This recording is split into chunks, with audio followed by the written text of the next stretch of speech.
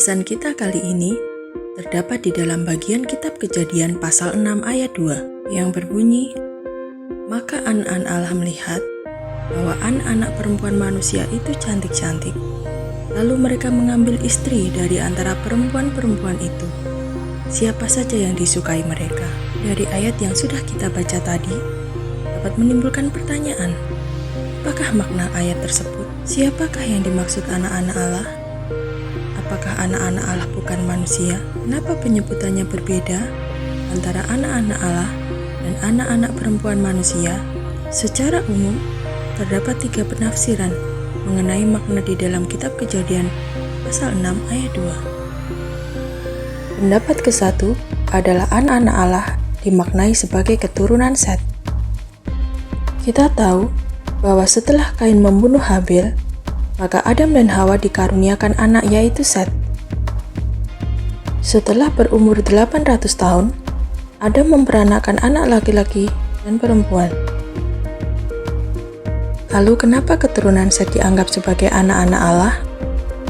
Di dalam beberapa bagian ayat Alkitab, anak-anak Allah identik dengan umat pilihan, umat yang dikasihi Allah.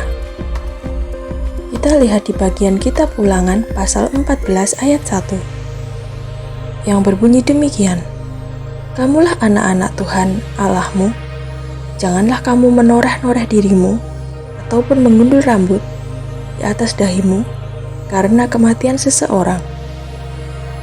Di dalam kitab Hosea pasal 11 ayat 1 yang berbunyi demikian, "Ketika Israel masih muda, kukasihi dia, dan dari Mesir kupanggil anakku itu."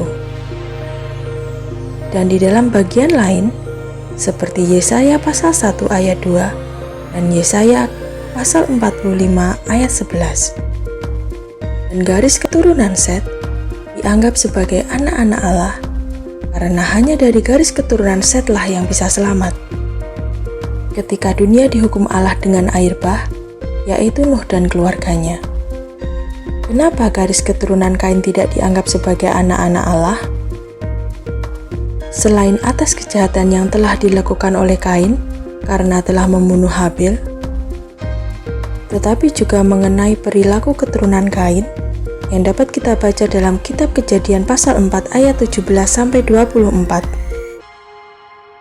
Namun tidak semua sepakat atas pandangan ini karena tidak ada dasar di dalam Alkitab bahwa perkawinan campur antara keturunan yang saleh dari Set dengan keturunan yang jahat dari Kain dapat menghasilkan keturunan raksasa atau orang yang gagah perkasa di zaman purbakala, orang-orang kenamaan. Pertanyaan berikutnya terhadap pandangan pertama adalah kenapa pernikahan antara keturunan Set dan Kain dianggap sebuah kejahatan bagi Allah, hingga Allah menghukum dunia ini dengan air bah. Pandangan yang kedua adalah frasa anak-anak Allah dimaknai sebagai malaikat jatuh atau sering disebut fallen angels.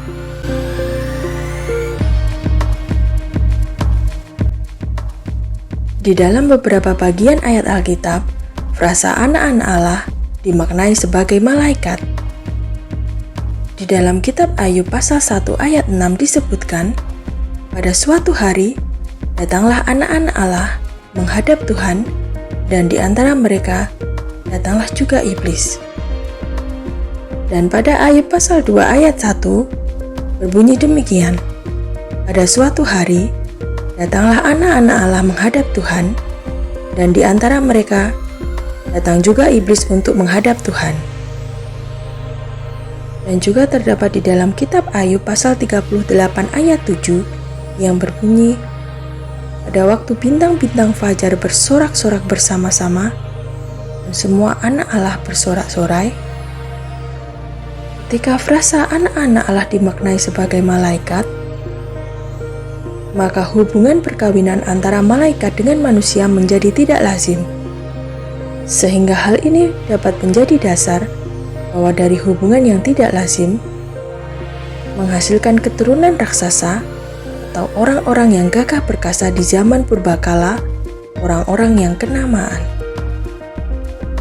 perkawinan malaikat dengan manusia menjadi kejahatan di mata Allah. Sehingga Allah menghukum dunia ini dengan air bah. Allah pun memberikan penghukuman bagi malaikat-malaikat yang telah berbuat dosa. Tentang malaikat yang telah berbuat dosa, dituliskan dalam kitab 2 Petrus pasal 2 ayat 4 dan kitab Yudas pasal 1 ayat 6.